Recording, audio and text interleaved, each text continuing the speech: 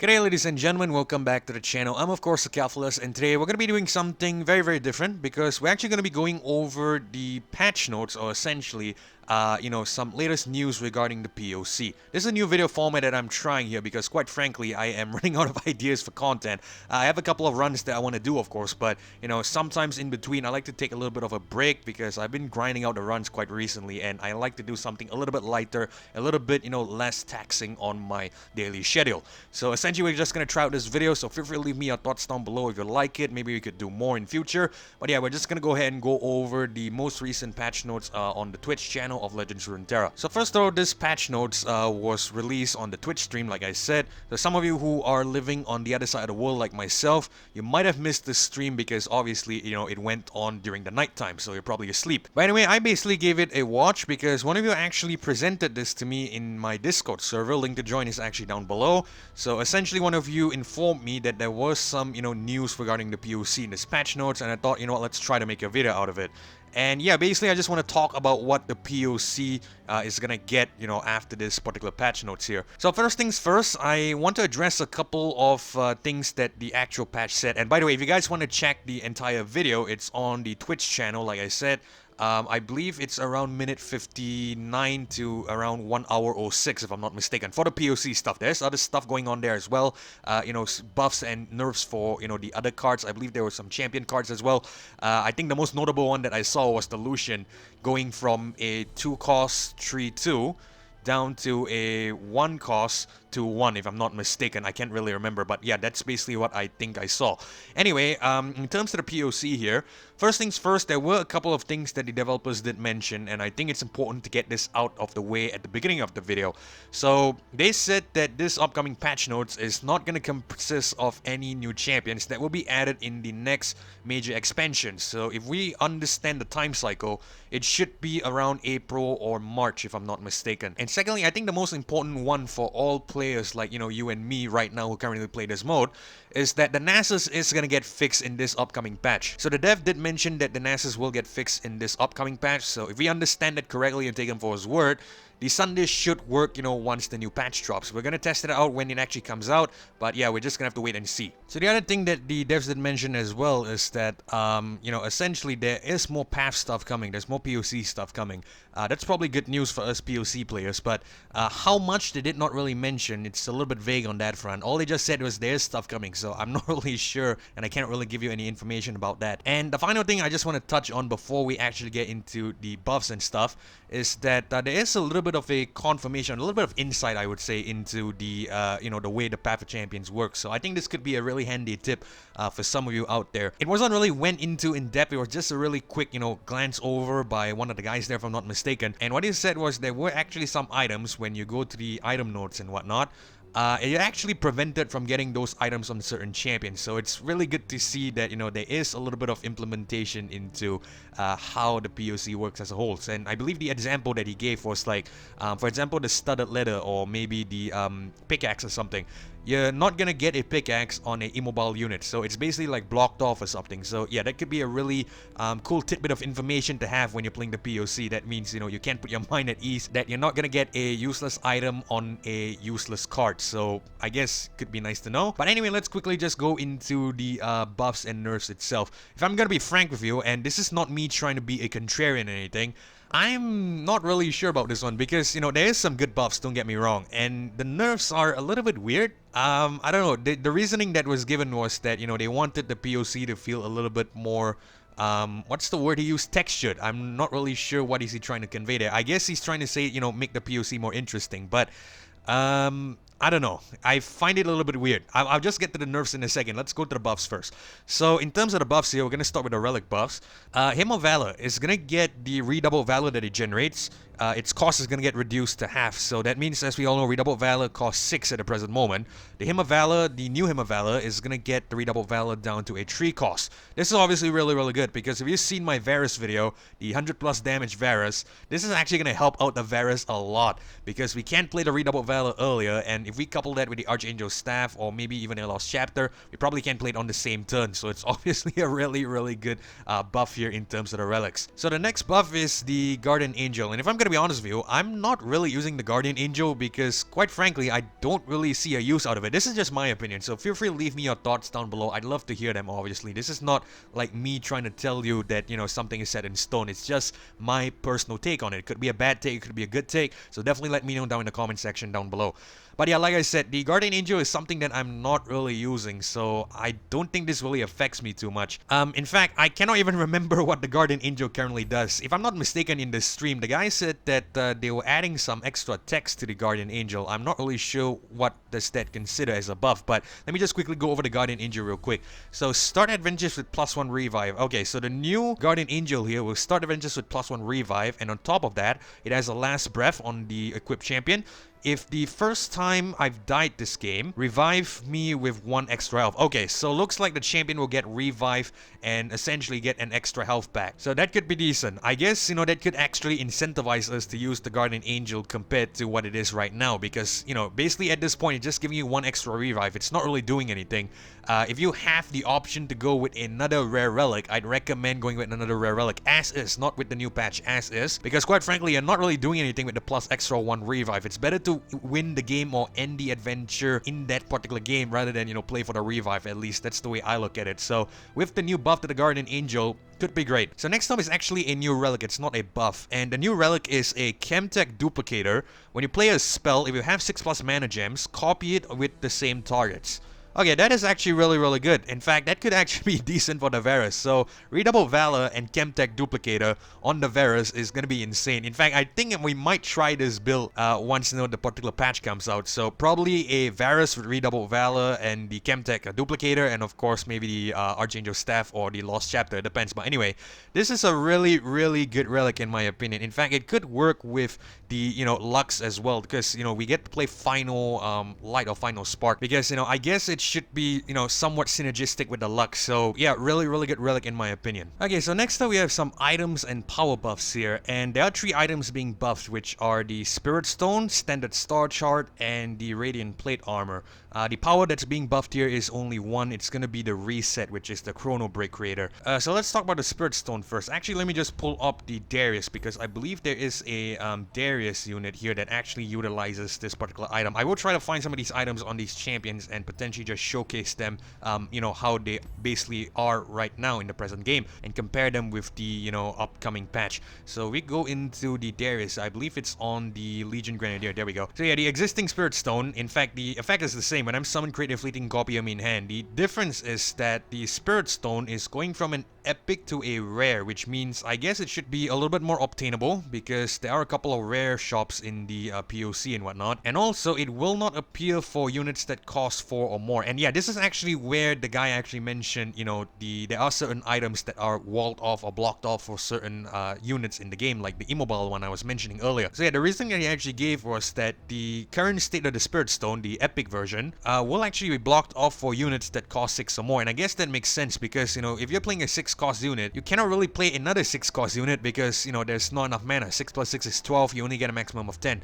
So 5 was the upper limit, which makes sense, because 5 plus 5 is 10, so you can play an extra 1. But it seems like they're actually reducing the upper limit to a 4, mainly because their reasoning that was given is that you're probably not gonna reach games with 10 mana. And I guess that makes sense, because usually, if you're reaching games with 10 mana, you are probably either really gonna lose, or you've already lost by then, because it's really hard to reach a game with 10 mana from my experience. So I guess not a bad buff here. I'm trying not to be too critical. I want to say that it's not really that, you know, different, but then again, you're just creating a fleeting copy of the card in hand, so I can't really expect much. Alright, so next up we have the Standard Star Chart going down from an epic to a common. I'm not really sure if any of the champions here has the invoke, so I'm not really sure who to pull up and show you. I guess the Yuumi might have it, but I don't have the Yuumi unlocked, so I cannot know for certain. But I don't think any of these champions here have it. Anyway, the epic to common is a really reasonable one, I guess, because, you know, this particular relic, or this particular item I should say, doesn't really feel like an epic because, you know, the invoke is good, you get the invoke, but it's not really doing anything too significant, I feel. It's not really influencing the game too much, so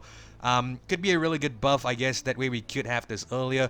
I'm not really sure if, you know, they are gonna wall off some higher cost or higher power or higher tier celestial cards. I don't think there's any mention of it, so I guess it should work as, you know, normal or expected. That means we should be able to invoke whatever card we get, so I guess it could be great.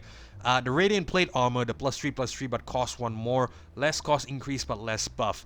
So this is obviously, I would say, a little bit better than what the Radiant Plate Armor currently offers, because right now the Radiant Plate Armor, as we all know, 4/4 buff but costs 2 more. That actually cost me my Cane run, if I'm not mistaken. Well, it didn't really cost me my Cane run, but delayed my Cane run a little bit because I was a little bit greedy for power. So I figured, you know, the Radiant Plate Armor could have been a great pick, but unfortunately, it nearly, you know, bit us in the arse there, if you will. So yeah, basically a cost reduction on it, and also a stat reduction, if you will. So 3/3 but cost 1 more compared to 4/4 but cost 2 more. Could be good. Quite frankly, probably not my first pick either. If the Phage is available, I'd rather go with a Phage. Yes, we have a slightly less stat buff, but at the very least, it's not costing that particular card 1 more. Unless it's an unimportant card, why the hell not? But if it's on a champion, probably not. Alright, so like I said, only 1 power buff for this particular patch, which is the reset.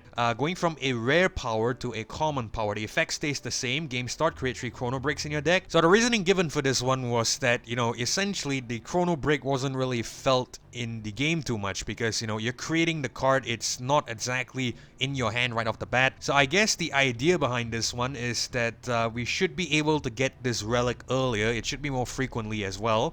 And potentially we should be able to use this a little bit more effectively. Now, if I'm gonna be honest with you, this is still not my first pick because, you know, usually there are better powers up there, and if I'm given the option to reroll, I'm probably gonna reroll this. It could be useful, however, don't get me wrong. I'm not saying it's a bad power, but I'd usually reroll this away, so I guess it's okay. Probably not the best. Okay, so we're gonna talk about some nerfs now, and this is a really interesting topic because the devs did mention that, you know, it might have been a little bit awkward to some people who are watching, or potentially maybe even to them.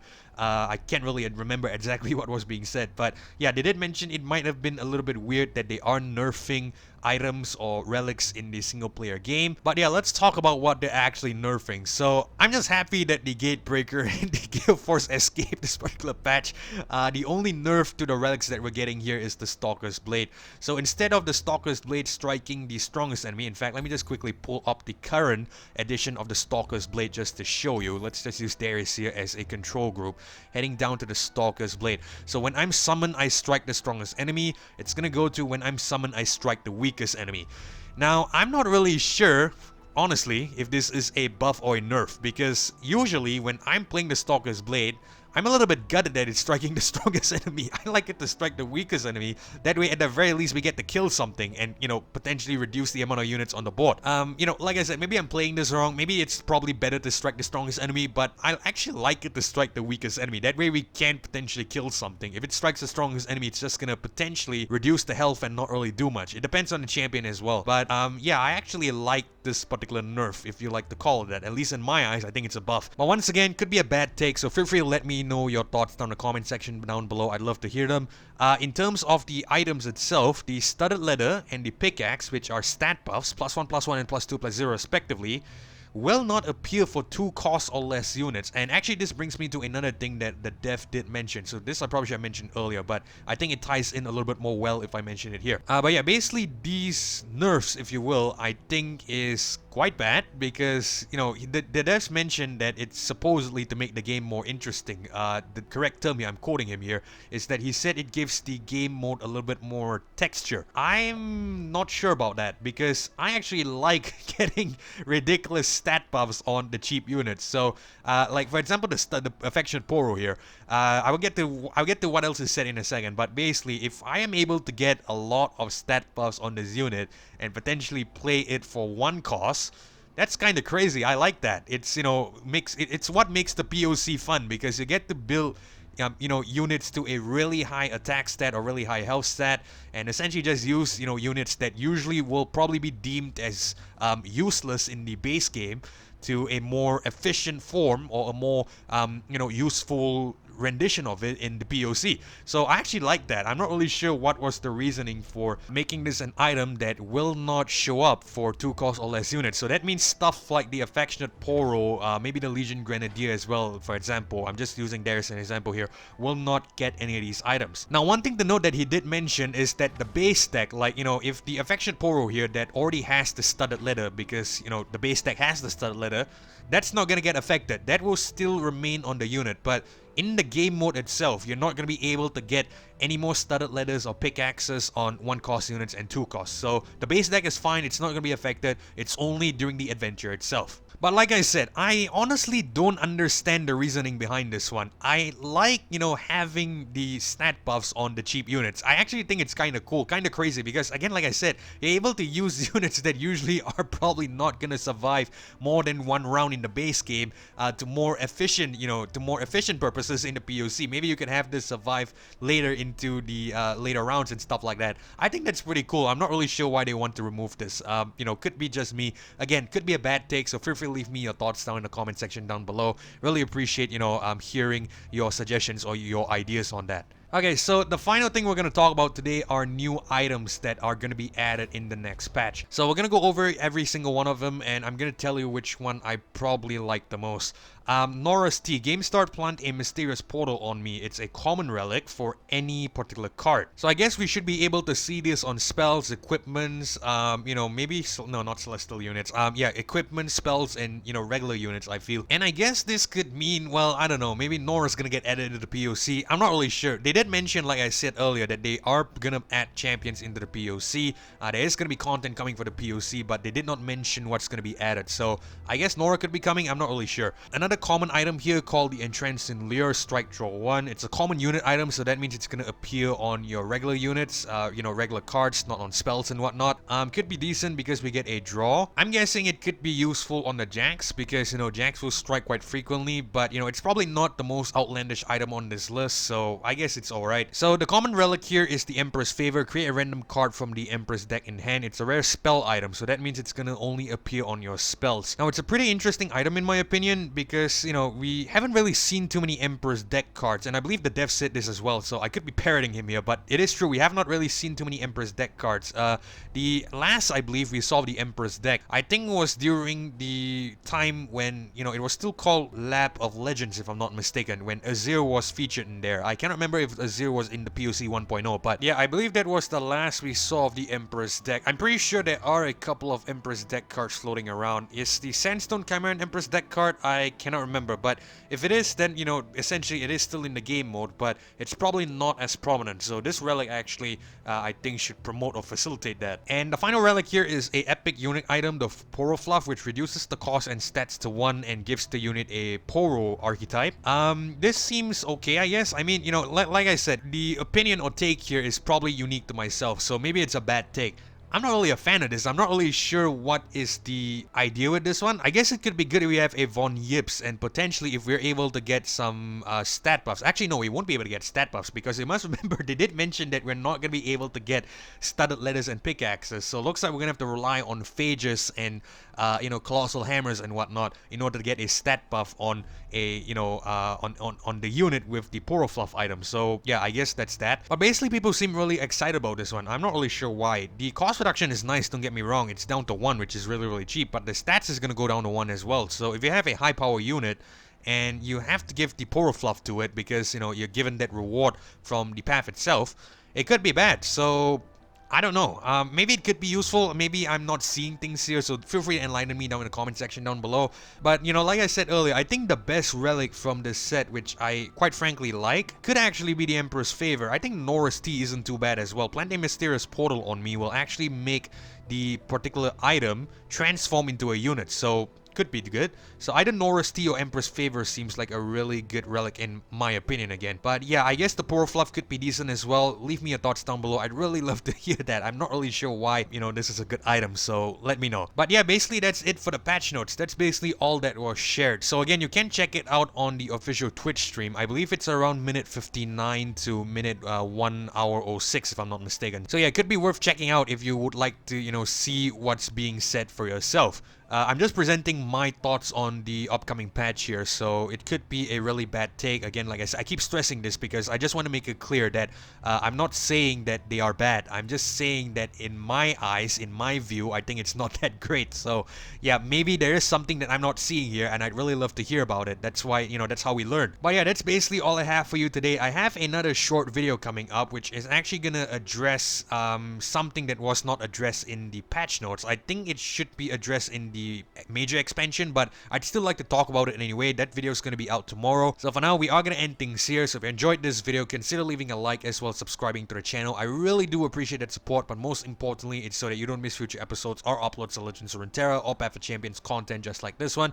Now, I've also launched channel memberships here on the channel, so feel free to join. If you'd like to, you can do so by hitting the join button down below. Or if you'd like to find out more first, you can potentially do so by heading over to the memberships tab on my channel page and checking it out. I am planning to do more shorter videos like this one because first of all, it's a little less taxing on my daily schedule, and at the same time, I think it could be worth bringing forward some of these, updates or potentially news to you guys. I think you guys would find that useful, so it could be great. But yeah, feel free to let me know your thoughts down below. If you like this format, we will potentially look into doing more. But either way, thank you guys so much for watching as well as joining me on this one. This is Keflo signing off. Hopefully I'll catch you guys in the next video. Goodbye.